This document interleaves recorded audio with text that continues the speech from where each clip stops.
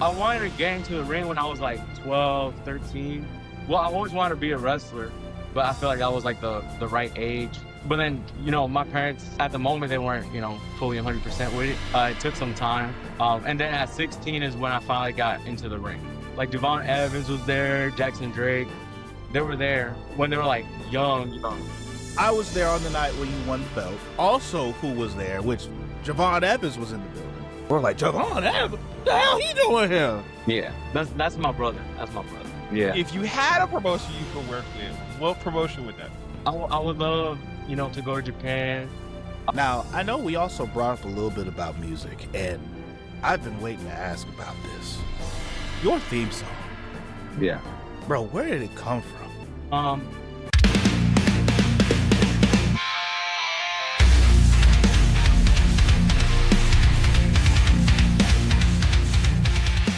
Welcome to another episode of the Big Brothers of Destruction podcast. Sugo is the Masaku. And it's your boy, Swag Switcher in the building. Awesome. And we have here a guest with us today. And I'm going to allow them to introduce themselves because as we see, they got a belt around them. And I want them to explain what that is. You got a little song on me. In the flesh, the last AK-47 rolling. Live in full effect. And we want to appreciate you being here today and giving us an opportunity here at the podcast to hear your story and just kind of tell us your love of wrestling, because that's generally where this podcast came from. Me and Swag, we met each other we were young kids, and we found out, oh snap, we both like wrestling, and we just kind of ran with the for the races from there. But what we want to do, like I said before, is just hear a little bit about your story and kind of understand where you came from when it comes to wrestling, like maybe any of your favorites and things of that nature. So let's kind of start things off from there. Tell us your origin lies. Yeah, hit us with How that did origin you get into story, wrestling, man? Now, before you do start though, I do want to say, because in some places where we both tread, my boys got a little bit of problem with yo boys. But I just want to say, for the sake of the pod, you know what I'm saying? We're going to keep it kosher. We're going to keep it professional. We'll leave the life stuff and we're gonna leave that to the side. Yeah. Let bygones be bygones. We're gonna be cool for this moment. All right, Bro, that's why I'm the champ, because I'm a pro. Okay. Oh, okay. I know how to do business. Oh, okay. As we'll keep it business. Yeah. Now, that origin story. Hit us with it. Yeah, so it started, I was 5 years old.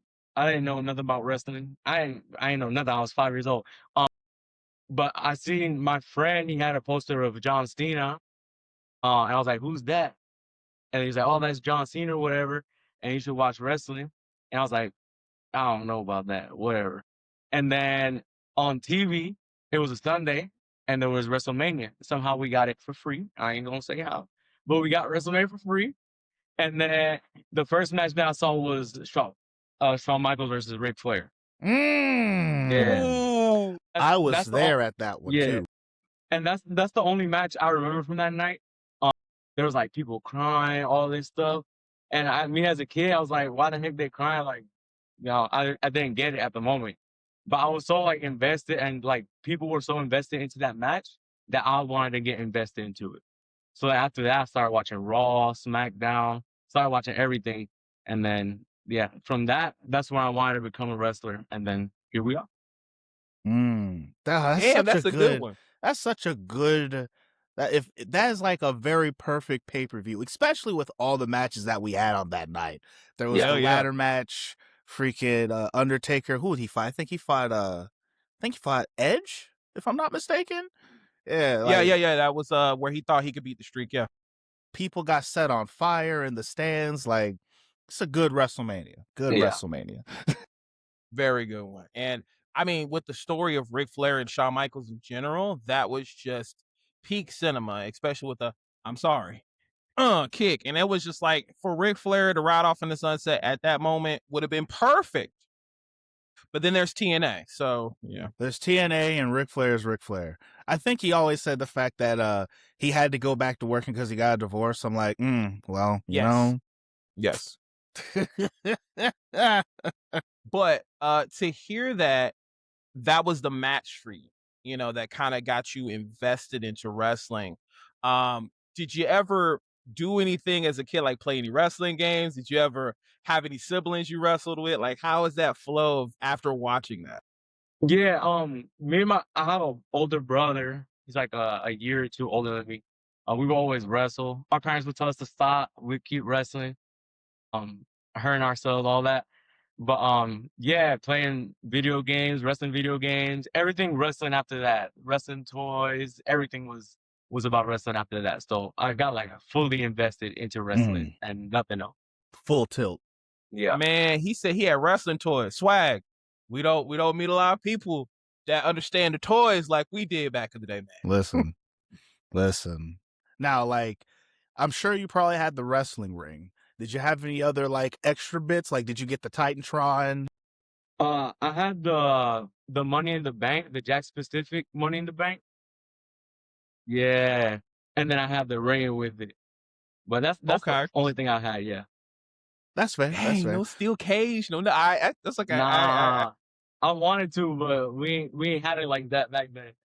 that's valid. Same Listen, here. he ain't wrong. Listen, them steel cage was like $30-$40 plus. It was like 50, bro. I remember it was like 50. Like that thing was expensive. That's one of those things. Like you bringing them on, they're all like, "What? How much is that?"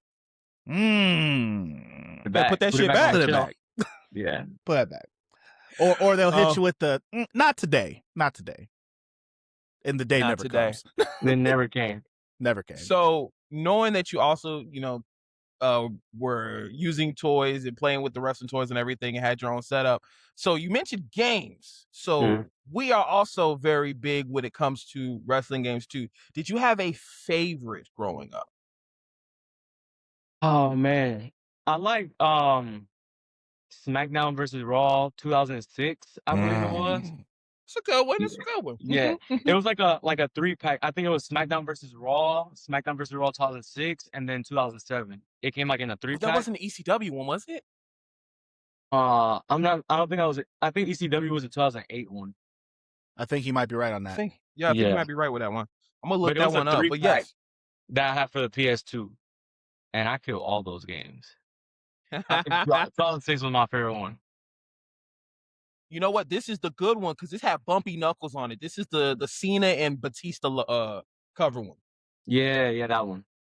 You know that chain be hanging, bang, bang. Yeah, that's that bumpy knuckles one. Yeah. I remember that one. Hey, dang. Okay, 2006. So we kind of started off I started off on Warzone. That was my first game. Same. And I think Warzone for you. Okay, cool. We kind of aging ourselves a little bit, so don't mind that. Yeah. But for you, since you dabbled into gaming and then also dabbled into toys, when did you finally dabble into getting in the ring? So I wanted to get into the ring when I was like 12, 13. Well, I always wanted to be a wrestler, but I feel like I was like the right age. But then, my parents at the moment they weren't, fully 100% with it. It took some time. And then at 16 is when I finally got into the ring. At Firestar Pro Wrestling in North Carolina. So I did. Wait. What part of North Carolina? Greensboro. Oh snap! Wait. Because I was training when I was 18. I trained when I was 18, but my dad stopped me, and I was in a promotion that was in it was Greensboro too, but I don't know if it was them because their name was it was Fire something. It's been so long, goodness gracious. But I only trained for like maybe a little bit. So my dad was like, "Hey, you can't do this until you graduate." And then when I graduated is when I moved to Florida, and I haven't had the chance to train since. But interesting. Yeah, my trainer was LeBron Cozone. Okay. Yeah, in Greensboro. So I saw like Devon Evans was there, Jackson Drake. They were there when they were like young. So I saw them and I was like, yeah, like all the other promotions they had like older people, whatever. And as a kid, it's already hard to get into wrestling, like in the business. And you see people older than you, bigger than you, it's like a little intimidating. So I saw those folks down at Firestar. I was like, yeah, and they were doing their thing. So I was like, I can do that. See that because I was gonna ask you the question, but Yeah. you kind of sort of answered it now, because I was there on the night when you won the belt, and also who was there, which, goodness me, that was a packed match. That was a packed house, and y'all's match, chef's kiss. That, like, I know I already told you prior, but like, for real though, that match, which, if I'm not mistaken, for those who are watching, you can actually go and watch that match on the Establishment YouTube channel, because it's there. It was you and Mikey Spandex, right?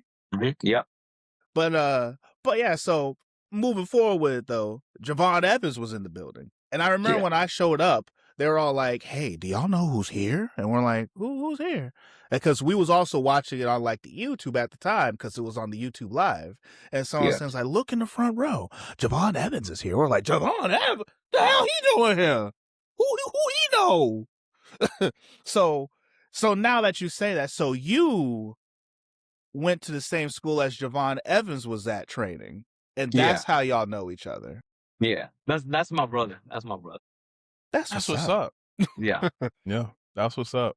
So because we had Razion come on here and tell us what monsters he trained with, which like Ricochet and things of that nature. So you train with Javon Evans and other people, and I don't think he's from North Carolina. No, Javon Evans? Yeah. Yeah, he a North Kakalaki boy. Yeah. He's from Greensboro. Damn. You know, I'm from Goldsboro. That's the funny part. So I'm like, so that's why I was like, yeah, very, very familiar with the area, but my step siblings are from Greensboro, so that's funny. So were you born in North Carolina, or? No, I was born in New York, and then we moved to North Carolina when I was like maybe like 8 or something like that. Okay. Yeah. Then how'd you get here? Fate, destiny. It just happened. That's interesting, because most time for most people from New York, y'all go to Florida, but you went to North Carolina first. That's crazy. Yeah. But I always like Florida. Like the weather's nice here. Now that I live here, the weather's a little too hot for me. Like wrestling is bigger over here, I feel, than North Carolina. So I wanted to move down for wrestling and all that. Okay, that makes sense. Yeah. So how long have you been in Florida? I've been here for, I believe, 3 or 4 years. So you still fresh? Yeah, I'm fresh. Fresh enough. Okay. Now, I know we also brought up a little bit about music, and I've been waiting to ask about this. Your theme song. Yeah. Bro, where did it come from? That's my boy Kyle. He picked that theme song. I believe it's XXX Tentacion. And then he put like an intro in the beginning and the instrumental. But before that, my theme song was Red Ox by 21 Savage. Okay. Yeah. All right, I see where we going with that one. was more his thing, and I carried it on. He's not doing it with us anymore, but I kind of, that's a little piece of him that I carry with me still. Okay, that's nice. Yeah. The reason why I asked, because like, because I was able to bring him to one of the last shows, and I think at the Establishment they did something to the speakers, because prior, whenever your theme song would come on, the level of bass that would come out of those speakers was deafening. Yeah. But then, like, what was it? When I brought him, it sounds like they were like, all right, we don't need him to like break our speakers. So when he comes out, we're just going to turn it down a little bit. And I'm like, why'd they do that? Why'd they do that? Because they keep trying to turn me down, but you can't deny me, bro. They keep trying to turn me off. But it has to be what it is. Because we're gonna have to like get a sample of it so that we can like let the others understand and know, because it's straight bass and it goes hard. I'm not gonna lie. Yeah. No, I'm not gonna lie. It reminds us back, because the way he reminded me of it was like back in the day when I used to have this white van and I used to drive, and we used to try to play like the most heavy bass tracks in this car. And it was ridiculous, but it kind of reminded me, and I was like, yo, this bass is crazy. But the intimidation, like you were in the zone as you come out to the ring. So I'm kind of curious, like, every wrestler has pre-match things that they do. I know Hurricane Helms used to eat 2 Reese's Pieces before he goes out to the ring. Do you have any match preparations that kind of get you in the zone? No, I pace around a lot. Just trying to like get loose. Um, maybe like say a prayer and just go out.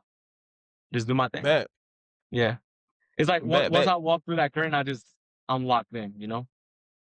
You It's turn it turned on. Yeah. Okay, okay. So with you, been with the establishment so far, is this like the first promotion you've been working with, or? So I did, at least in Florida, um, I did Tampa Bay Pro for a little bit. Then here at the establishment, and now I'm doing CCP also. Oh, okay. Yeah.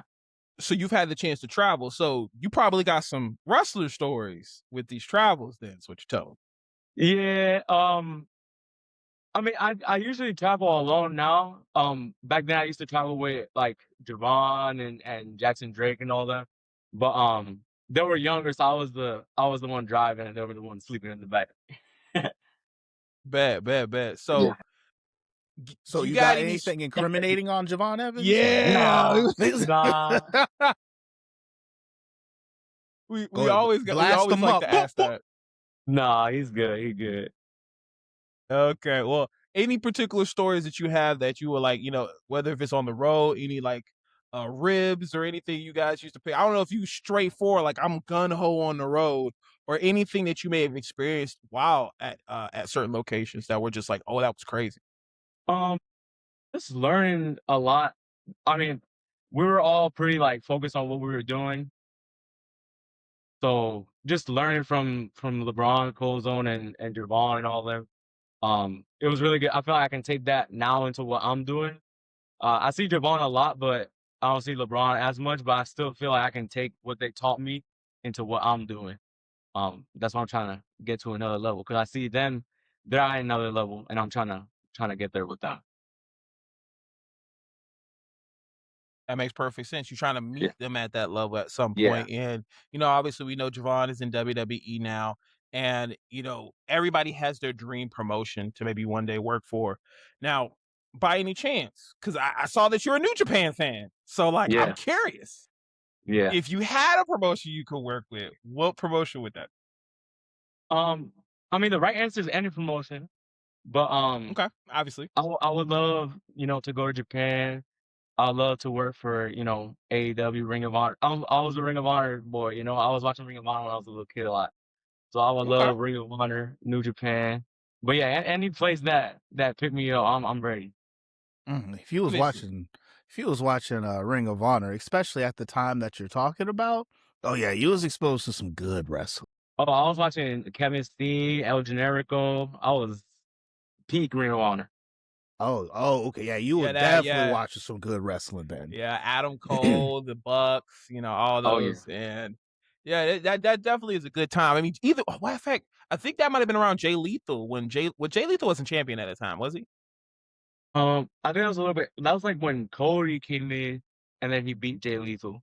That's like 2017, 18. Yeah, but right? I was still watching, but I was like maybe 16 or something like that, a little bit older. Okay. Yeah. Now, you did say earlier that Shawn Michaels and Ric Flair was the inspiration for that, like the inspiration that got you into wrestling. Was there anybody who was inspiring you as you were growing up to say, I want to be like him or wrestle like them, have the wrestling mind like them? Well, I like different types of wrestlers. Like I like the Undertaker, but I also like Daniel Bryan. And I like Kevin Steen, but I also like Rey Mysterio. So I like all different types of wrestling. But some of the people that I grew up like looking up to were definitely like Bryan Danielson, Rey Mysterio, just because of the style is different. So we gotta overcompensate for what we don't have. And those people, they did it. So yeah, like Bryan Danielson, Rey Mysterio, Shawn Michaels. Those are some of the people that I looked up to growing up. Are short Solid. kings. Absolutely. Yeah. Short kings. He said Yes. short kings. Wow, that's crazy. I mean, that's what they were Not known too as. much, not too much. You know what I'm saying? But still king. I don't think Daniel Bryan is he that short? I don't think he's that short. He's like, not super short, but he's smaller than what Vince would like to see in his giants. Yeah, for wrestling, he's a normal size. Yeah. Fair enough. AKA is like under 5'11", or I guess is the under 5'11". You're a short king. That's yeah. I'm technically a short king in wrestling because I'm 5'11" too. So yeah, unfortunate, like, and people like I admire was Taz when I was growing up. I wanted to be like Taz. Taz was just a character who had so much swagger. He outside of his just wrestling ability, I just loved his promo work. And granted, I was also a New Jack guy. If you don't notice, I'm an ECW guy. But so knowing that you had people like Daniel Bryan or Bryan Danielson and Undertaker and those who were inspirations to you, I guess how did you develop your style as a wrestler? Because as everybody get in the ring, you kind of have your little bumps and moments of trying to find yourself. But how did you find your style, and what would you technically call your style? I don't even know what I would call my style. I mean, I knew I couldn't do flips like Javon, and I was watching a lot. Like I said, I was with LeBron. Um, he was more like I guess he was like, I don't know, like strong style, powerhouse type. But I wanted to be a little bit different because I feel like everybody, my age and my height, they're doing flips, all this stuff. So I just wanted to stand out a little bit different. I have a background in jiu-jitsu and Muay Thai. I did that for like 10 years. So, I feel like I can bring the intensity to the ring that, people like watching UFC, boxing. I feel like I can bring the intensity from that into pro wrestling. Yeah. That is definitely true from watching you. That is definitely true. I also practice a little bit of Muay Thai, but I'm more so known for my sumo wrestling. So, to kind of see different people's styles in the ring is interesting. And now that you kind of created your style and who you are, where does the AK-47 come from? I'm always curious about people's connection to their name and the accolade behind them. Yeah. So the AK-47 is like when I come through that curtain, it's like I'm loud and like I'm there. So that's kind of where I get the AK-47. Like I'm loud, I'm aggressive. Like make sure, like I'm gonna make sure that you feel me. And I feel like that's where AK-47 came from. Like just that aggression and being loud and being known. You know. That checks. And I would say, like, you're leading up to become champion to the point of where, like, you are now champion, I think has been the most encompassing of that, like, of that character that you're saying. Because I think the first time I met you would be about a year ago, whenever they had the that one show that was at the Camping World Stadium that was outside, that almost got completely rained out because of that thunderstorm. And everything. That was my first impression of you.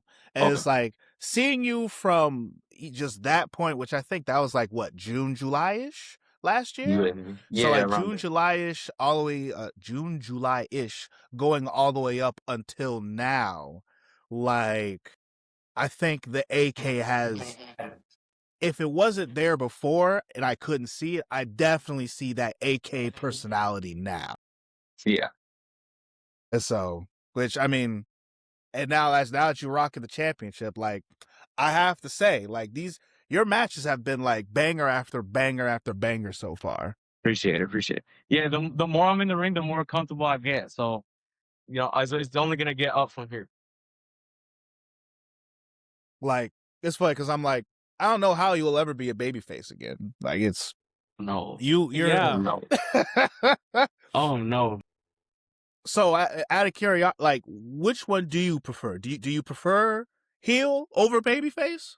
Yeah, I prefer heel. It comes more natural. I guess being from New York, being Puerto Rican, I'm loud. I'm always loud. So it's definitely much more easier to do that. I will agree.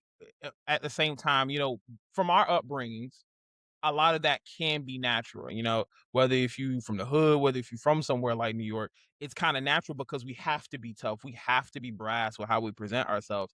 And Yeah. plus just being heel is just more fun. I'm just sorry. Yeah. You get more of a kick out of getting booze and trying to create that heat. And I feel like is the natural nature of being a face is a tough job because you're trying to make people love you and get behind you.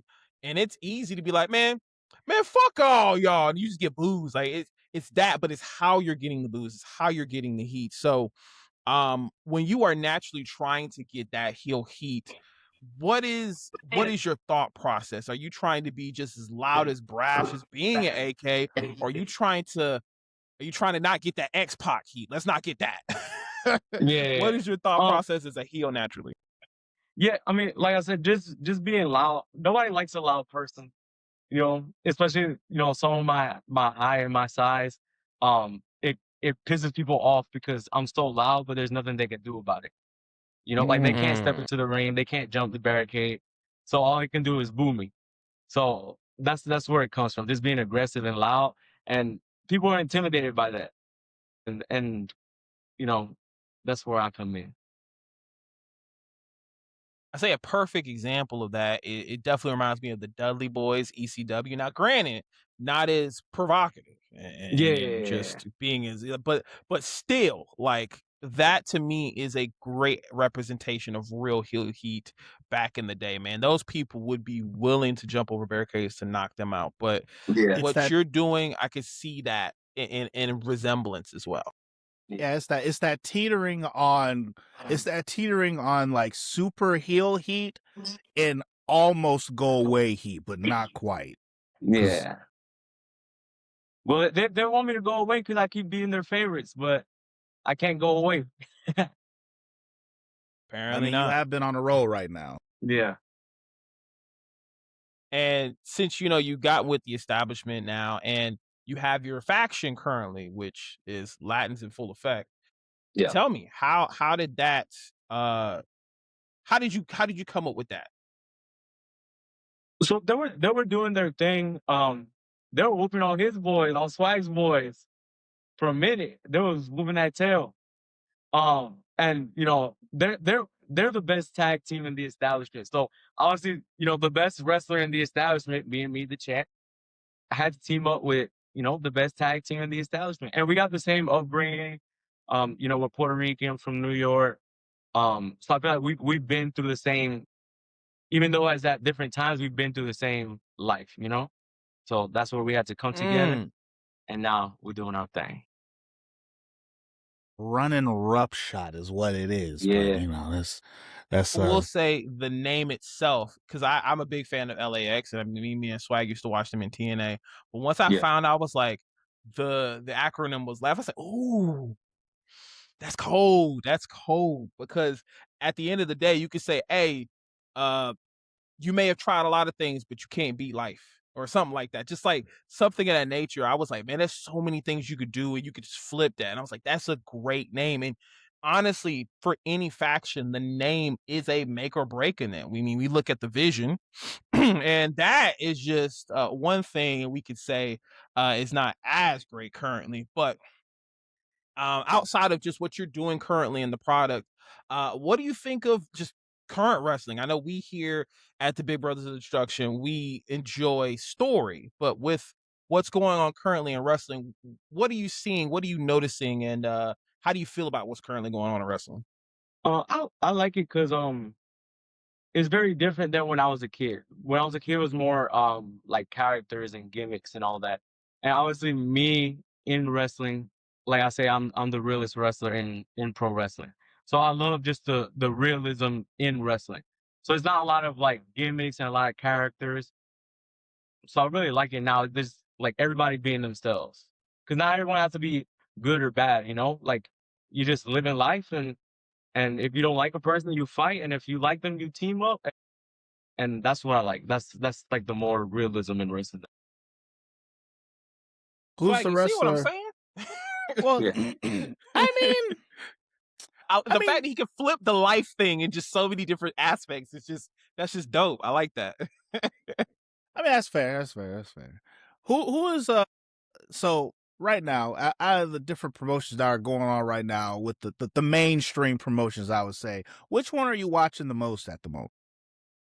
I'm watching a lot of WWE just because, like I said, my friend like Javon's in it. I try to catch life's busy, so I try to catch. I try not to catch like shows. I try to catch matches because not everything's gonna be Gotcha. great, and I don't got a lot of time. So I try to catch more matches than shows. Fair enough. Especially, well, I mean, especially with like AEW. Like AEW, they be pumping out 7, 8 matches a night. So it's like Yeah, sometimes you gotta have to cut it to that. Who's the wrestler right now you're currently like really behind right now? I feel it's always gonna be Kenny Omega until he retires. That's my guy. Kenny Omega is one of my guys.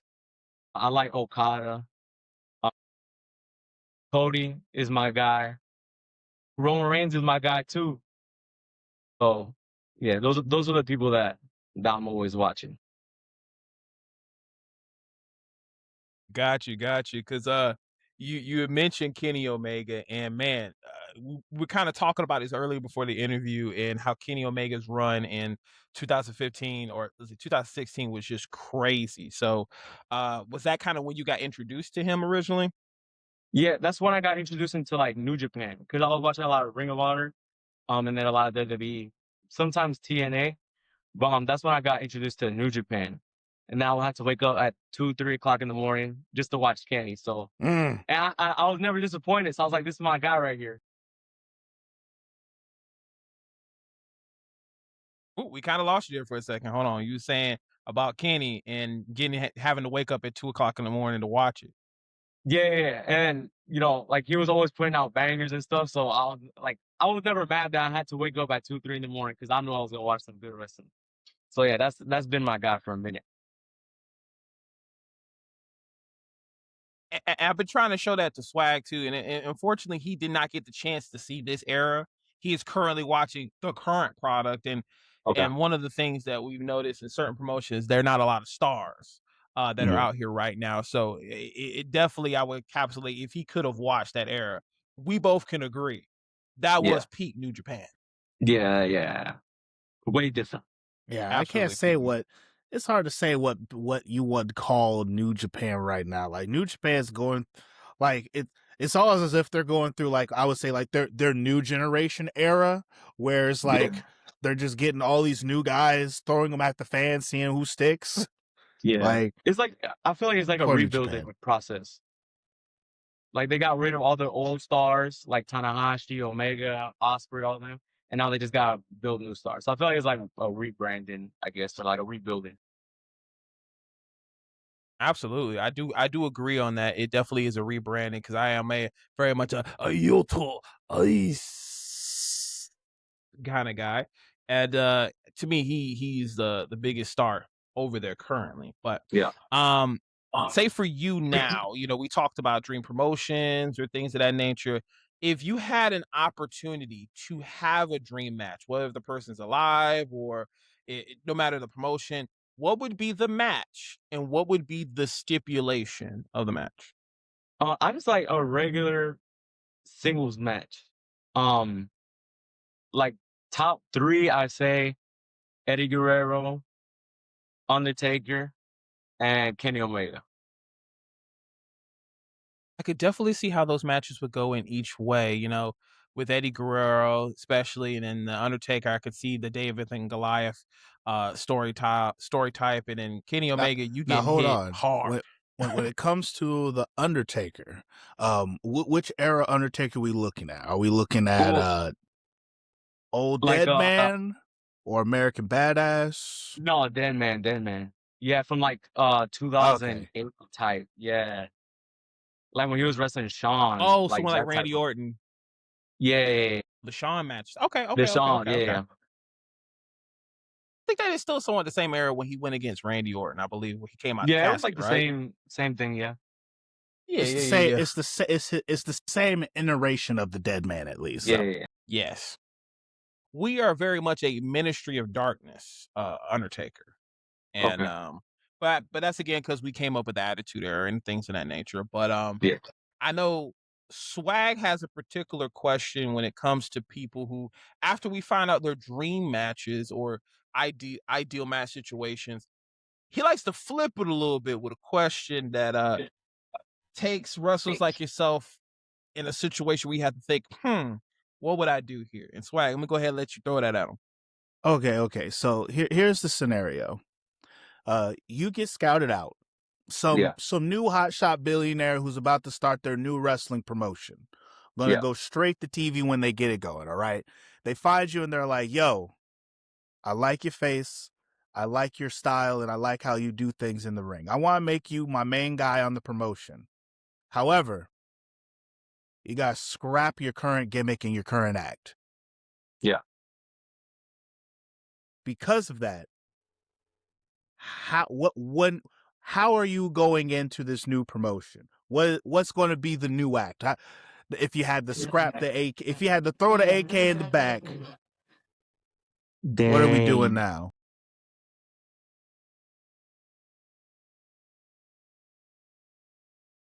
Let's see. Then you put me in a position now. That's the point. Yeah. I would want to try something different. I was talking to my friends. They're like, oh, why don't you put like a lucha mask? You know, they don't really watch wrestling, so they know like small people that wear lucha masks. So I would like to be like a luchador, maybe like something completely different than what I am now. I don't know about babyface, but I definitely like to be, a luchador. Yeah, just wearing like a whole thing like that has a mask, like a whole like do like the full suit type situation. Yeah. Like old Rey Mysterio in WCW. Yeah, like that one. Yeah. Okay. Yeah. Yeah, I feel like that would be. That. Yeah, but obviously like a little darker type than Rey Mysterio. So, question: I don't know if you ever got the chance to see Lucha Underground when it was popping. Mhm. Okay, so it kind of reminds me of characters like that because that's how I got introduced to Miedo himself. And I just loved Pentagon Dark and Pentagon Junior in general.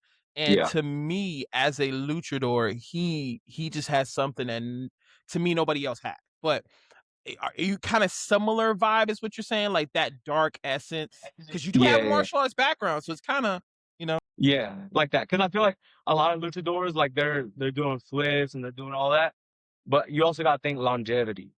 So I'm trying to wrestle for a long time, and I'm young, so I definitely like Penta's style, where like he can still do some high flying, but he can hit you if he really got to hit you too.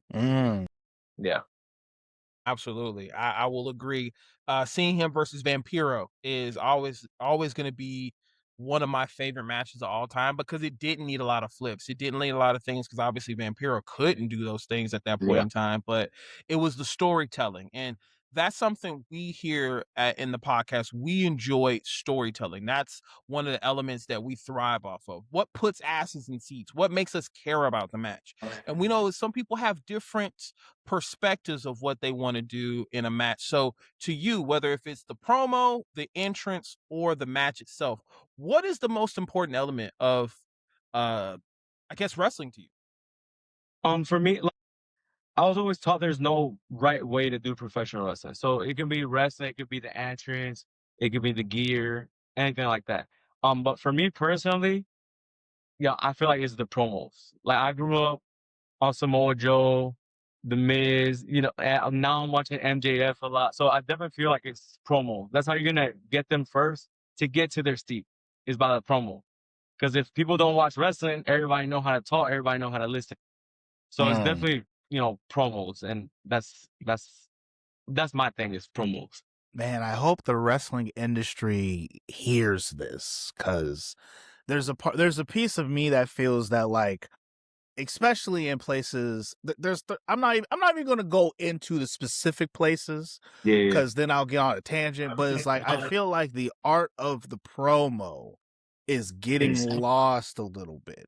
Like being able to talk is to get your piece in, whether if it's just in the ring or if it's like the backstage, well, let me tell you something, Mean Gene situations. Like it's being able to get your point across is so important. Yeah. And not everyone can do it. And the ones who can't do it, you can see it and you can tell, and they suffer for it. Now, with that, what you just said in mind, if you were in a situation where, you know, this is you're new at this new you're this is like your first debut at this particular, you know, rest venue, new crowd, all this other stuff. And Your debut. Yeah, your debut, right? Out of those things that we just gave to you, if one had to just completely get botched and fucked up, which one would you rather it be? Between a promo or the match? In between Promo, match, and entrance. Yeah, pretty much your promo, between promo, match, your entrance / like your presentation type thing. Oh man, it's tough because like debuting for a new promotion is like once you come out through that curtain, you gotta establish yourself. You know, that's like every time I come out to that curtain, I'm loud. Like if you don't know me, you're gonna know who I am. So I feel like in the match, as long as you get the finish is good, you can mess up the match. But what if the finish was botched? That's the thing, because when we Yeah. talk about like F up, normally the botch that F's up a match is the finish. Yeah. That's tough. That's tough. Especially with indie crowds, because they're really vocal. Like you mess up a promo, they gonna talk. And you come out to that curtain and you slip, they gonna talk. So, I feel like the only thing they can't talk about is actual wrestling because most of them haven't wrestled. So if you have a bad match, it's like we'll just have a good match next time. But that promo, you can't overcome that promo. Nah, that's tough. Yeah. You be mid promo and you're like, yeah, and when Yeah, like that's your gimmick now. You just gotta stutter. He said now that's your gimmick. Yeah. Like you a luchador, that stutters now. That's your gimmick. Bruh, that's that Bubba. Yeah. Yeah. Oh my goodness, man. Yeah. He said, congratulations. Now you're a luchador that stutters. That's part of the act now. Yo, That's part of that the would act, be yeah. terrible to have to go through. I'm not gonna lie. I'm not even gonna front with you. Well, I definitely want to say I appreciate getting your perspective on as a wrestler, like what would you do, what you care about the most. But man, if you thought that question was tough, well, guess what? Welcome to the game that is known as Book, Bump, or Bury. I asked you questions before this interview that gave us a perspective on your favorite eras of wrestling. And what you are now going to do with the similar concept of marry, date, kill, you are now going to book, bump, or bury talent depending on the era. And we're going to give you wrestlers, and you're going to have to choose between who would you book as a champion, bump to the mid card, or just keep them as a main presence, or bury them and make them a jobber. So you gave me two eras, which were Attitude Era, and I believe it was also Ruthless Aggression and New Japan's Golden Era, which was 2015. Yeah. My boy, I'm gonna hit you with some, and I'm gonna see what you say. So, Attitude Era is the first one we will go through, and I'm gonna give you three wrestlers, and you tell me which one. So, we have Stone Cold Steve Austin, The Rock, and The Undertaker. Who would you book, bump, or bury? Nah, I'm gonna get in trouble. You know, the last person that we had said the same thing. I'm gonna get in trouble. Yeah, that's crazy. Oh man. Because it's not even about who you would book or bump. It's about who you are going to bury. Yeah. Dang. It was book, bump, bury. Mm-hmm. Dang. I feel I would book Undertaker. That's my guy. And it can go like it can go one way or the other way between The Rock and Stone Cold. For me, but I Okay. like Stone Cold. Stone Cold. I like Stone Cold a little bit more than The Rock. So I think bump Stone Cold and bury The Rock.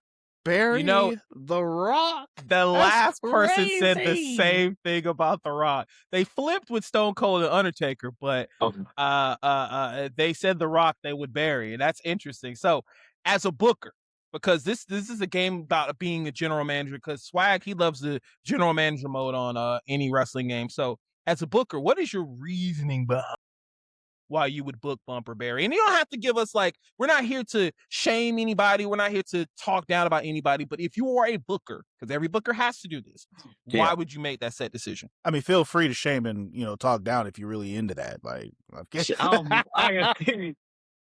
am I to talk down on The Rock? Heck no. Current Rock. Yeah, it's just for me, The Rock left like right at his peak. Like he was on a roll, and then he went to Hollywood. Which like no diss. And I've seen more of like Stone Cold's work and Undertaker's work. And Undertaker's obviously more of like a well-rounded character that he can do like anything. He can be baby, he can be heel. And Stone Cold, them promos. I like them promos. The Rock also got promos, but I feel like he left like right during his peak. So, Stone Cold don't really I that. will agree with that. The Yeah. peak essence of him leaving, and for us, everybody puts them on their Mount Rushmore in somewhere, shape or form. But I never got the chance to ask you this as before we continue on. What is currently your Mount Rushmore? Like, have you ever had one?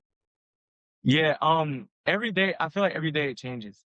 But right now, my Mount Rushmore would be Undertaker, Mm-hmm.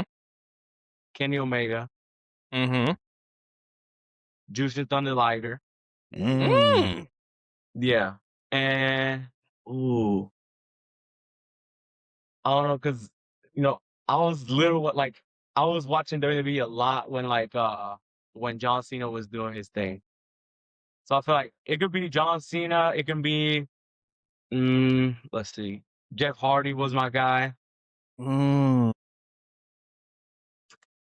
Eddie Guerrero was one of my guys. So see, the last one is always tough for everybody. Yeah, the last one is tough. It's John Cena, freaking Rey Mysterio, Shawn Michaels. Like that can be the fourth one, but probably John Cena for now. Okay, John Cena for now. All right. John Cena today. Tomorrow's probably somebody else. Yeah, probably. And it's gonna be completely different tomorrow.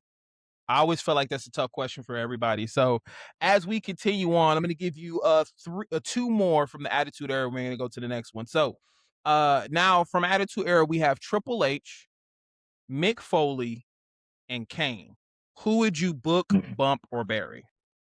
Triple H, like what era? Like what? Attitude, like so like going into 2000-ish, like early 1999, 2000. My time, Triple H. Yes. Yeah, my time, Triple H. Yeah, Attitude Era. Yeah. That would be my number one guy, Triple H. And then okay, so book Triple H, bump Mick Foley, and who was the other guy? Kane. Yeah. No this. But we're talking about like Kane with Swag. the mask. Like you just heard Swag. Yeah, that was Mask Kane. I think. Yeah. On the verge of when he put this, because actually I was saying I think singlets Kane. That's more.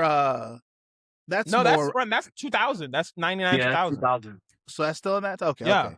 Yeah. That was burn it down Kane, where he had the instant straight the theme. Yeah, straight. Yeah. And it would just be it would be Mick Foley or it'd be like Mankind. Because that's different. Well, technically it's Mankind, but as all the different adaptations, whether if it's Cactus Jack or Do Love, just in general, Mick Foley. I feel like that's a good way to just pin them all together. But why bury Kane? I mean, Triple H, obviously, we're gonna book him because he's absolutely. He got at that time he got the look, he got the pros. It's not even a diss on Kane. I love like Mick Foley. He's from where I'm from. He's from Long Island. So I got love for him. Okay. And then, you know, he got the promos. He can do different characters. So it's like, if you need something different on Tuesday, you can get something different. If you need something different on Wednesday, you got something different. So it's like, he can be different in the mid card. And yeah, no diss on Kane. I love Kane. That is sound booking. I mean, Yeah. with the explanation you gave, because I'm a major Kane fan. So with the explanation that you gave, I'm like, you know what? That's fair. That Yeah. makes sense. Yeah. Can't get mad at that. Sound booking. And then now we have Kurt Angle, Chris Jericho, and The Big Show.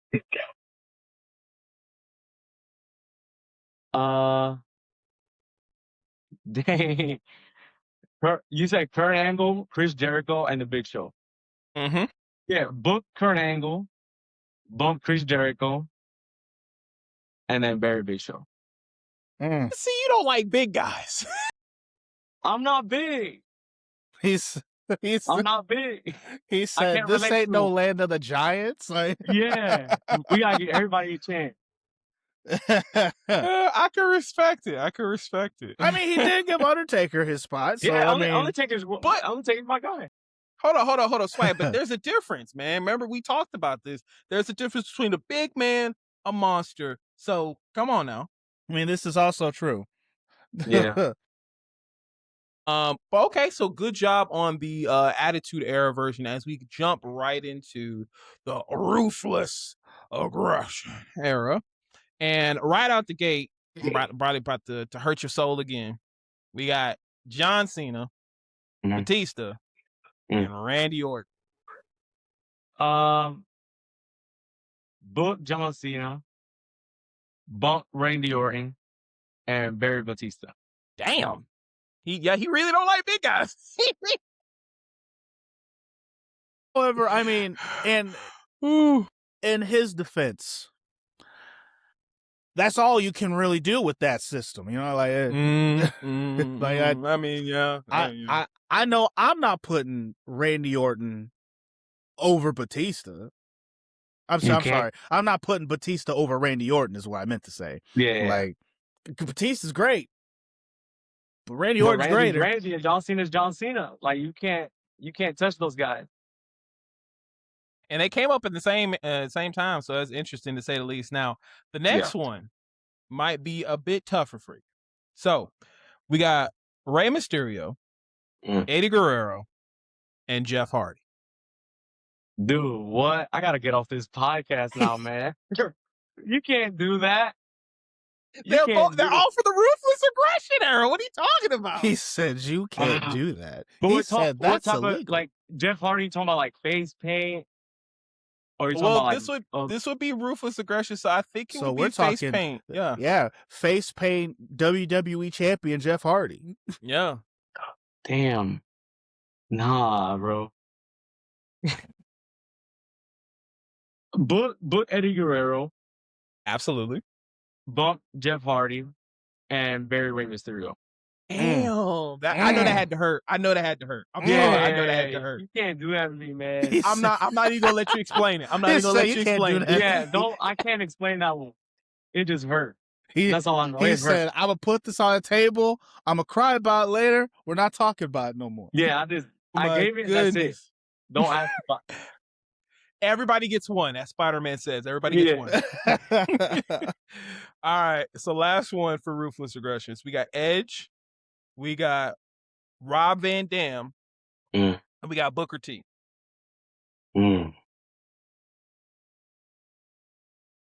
Book Edge. Booker T. And then bury. Who was the last guy? The last guy was Rob Van Dam. Yeah. Interesting. Yeah, as a big RVD fan, I feel like, unfortunately, out of all those talents, he is the best wrestler out of those talents. But Edge he has more depth as a heel and as a storyteller. Rob Van Dam is kind of a one-trick pony, but he's a one-trick pony who's just really fucking cool. So you can't really say no to that. Booker. I can see why you say bump Booker. I can see that. But Booker's good. Like, he's gonna elevate the mid card. You know, Absolutely. it's not even no diss on him. Yeah. No diss at him at all. I mean, we Yeah. had Razion on here talk about that was his inspiration. That was his person that got him into Yeah. the business, seeing black representation in the ring. So he was like, yeah, that's it.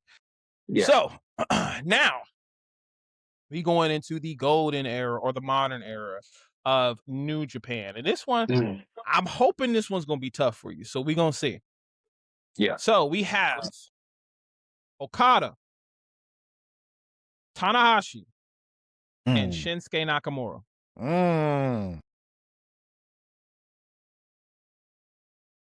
Dude, what the heck? Book Nakamura. Bump. Ooh, this is like peak Okada, right? Yeah, this is peak Okada. This is Yeah, Kenny yeah. Omega Okada. Yeah, bump Okada, and then bury Tanahashi. You burying the ace? Oh, I'm man. sorry, though. You can't ask me about that one either. So you can't. You just gotta move on. If it makes you feel better, I'm booking the same way as you. Like on that one. Like nothing against the ace, but like when you got Nakamura as an option. Yeah. And especially this Nakamura. Yeah. And you have this Okada, like there's not a whole lot of room. It's not a whole lot of room to work with few here. better than them. Yeah. Not very many. Yeah. Okay. How about this one then? We got Kenny Omega, AJ Styles, and my boy Naito. Yo, that's tough. Book Kenny Omega. Of course. But it's like, what type of Kenny Omega is this? This is like leader of the Book the best bout machine. Yeah, we're talking about that same era where he went against Okada in those the matches of the century. You know what I'm saying? Yeah. Book Kenny Omega, Bump. Who the other two? You said Naito and AJ Styles. Yeah, bump AJ Styles and then bury Naito. Naito's my guy. No way. No way. It hurt. There's no way. You saw how he immediately said and buried Naito. Naito is my guy though. Like you saw how quickly he threw that in there to make sure that it was known. Like even if we wanted to make it incriminating, we can't even cut it. He said it that closely together. I'm too fast with it. Yeah. No, bro, that's crazy. That's crazy. All right, last one. We got Shibata, we got Ishii, and we have Goto. This was a little bit easier. Damn. Book Shibata, bump Ishii, and bury Goto. I guess literally in the order. That's I think at that time he wasn't heavyweight champion Goto. He wasn't a heavyweight champion material at that time. And Ishii, I mean, the bulldog is going to be always bulldog. You really can't say no to him. You can change those two, but I feel like I like Ishii because he reminds me of like Taz. I don't like Taz. Yeah. Yeah. He kind of do look like he might be a Japanese small, Taz, like low key. Yeah. That's crazy. I never saw that's that why now. Yeah. So Ishii is definitely he's one of the GOATs out there. Yeah. Damn. That's definitely. Yeah, you saying that like it's funny because like I know when I first started watching New Japan, when I first saw him, that was the first thing that came to my mind. I was like, yo, this freaking bulldog looking motherfucker out here just like okay, I like this guy. Yeah. Man's 50, still going. Yeah. Straight business. He just walk in, pop, kill it. Literally. Yeah. So now that you've given us all those, thank you so much. Except you are now being put into a special round where now you have to take that Mount Rushmore that you gave us earlier. And we're going to add a stipulation to the match all of a sudden. We're going to add another category out of the book, bump or bury. It is now book, bump, bury, and cut from the roster. So, out of the 4 you gave me, which were Undertaker, Kenny, Jushin Thunder Liger and John Cena. Who are you booking, bumping, burying, and cutting from the roster? Oh, Gotta give us that BBBC, boy. I You should have had to given you my say it. Mount Rushmore. He said, "What?" I should have given you more. Let's He see. said, "I shouldn't have gave it to y'all." Yeah, that's top secret now. I ain't never gonna do that. Um, let's see. I got. Oh, dog. Book Undertaker. Okay. Bump Eddie. No, it's Kenny, and then you have Liger, and then Cena. Okay. Oh yeah, bump Kenny. Barry. Cena. And cut Liger. Dang, that is tough. I can see Gotta why. cut the Thunder Liger. I can But see that. hurt too. I bet it That did. Yeah. That is the whole point of the game, is just to put wrestlers in the perspective of, yes, what general managers do. And unfortunately, there are going to be moments where you have to book, bump, or bury talent. And so, I want to say bury, but put talent as enhancement talent. And but making it somewhat as a fun game, and we don't always expect people to say their reasons why. It's just putting you in a tough position to say, what would you do if you had to? You know. Get them But gears if I was a turning. promoter, I make 4 world titles and I give them 1 each. I ain't cutting nobody. So I'm getting AEW, everybody. got it. Yeah, I'm booking everybody. He's like, I got who on the roster? We got budget and title to make a new title. We got that in the budget. All right, make it a small strap. We got them. Well, out of pocket for those belts. He said, I'm pulling from my own bank account. Yeah.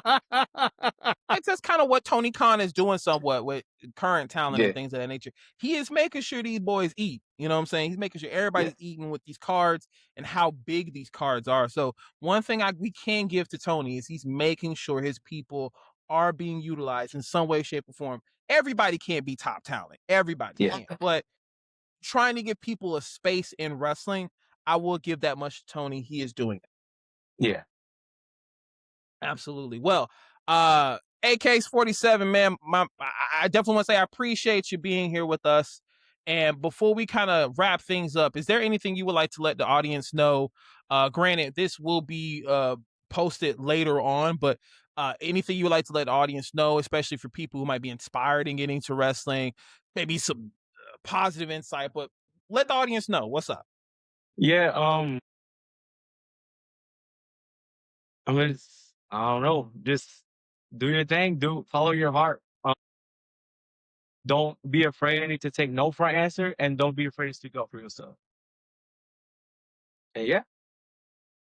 Awesome. I appreciate that. So easy, simple, straight to the point. Make sure you drop them drop them socials so that people can find you. Yeah, that's what I'm talking about. Social? I don't even know my social like that. Elias AK-47 Roman on Instagram. I think Twitter. No, it is your social is, hold on, I got you. He said, it's your first name, so Elias _ AK-47 official. Yeah. And then on X is real Elias _ AK-47 official. There you go. And there then it is. I'm on Facebook too at Elias AK-47. Gotta get on the TikTok too, man. One day you gotta get on TikTok. Everybody's on TikTok. I'm on TikTok too. Elias AK-47. Everything Elias AK-47. Bet. Yeah. Well, we definitely want to say we appreciate having you here, and again, hearing your story, shooting the shit for a little bit, because that's what we want to do here as wrestling fans. We enjoy talking about wrestling. We enjoy talking about hypotheticals and what ifs in wrestling, but it all boils down to the story. And we here at the Big Brothers of Destruction podcast, we value story more than anything. So we appreciate you for being here and your time. And what I would love for us to do before we cut everything off is we're gonna say, our end quote, and we're gonna pose so that way we can make a nice little photo for this. Before we wrap things up, here at the Big Brothers of Destruction podcast, we want to thank you guys so much for watching. And if you would like, please hit a choke slam that like button. Please tombstone the subscribe button, because we are here every week with new episodes, and we're talking about the latest things that's going on in wrestling. And obviously, we have people, local talent, we are also interviewing as well. So remember, at the Big Brothers of Destruction podcast, that the questions are real, the ring is sacred, and the destruction is guaranteed. So from Sugoi, the monster. And it's your boy, Swag Switch in the building. And the champ, the anti-establishment champ, Elias, AK-47 Roman. And until next time, we'll see you guys soon.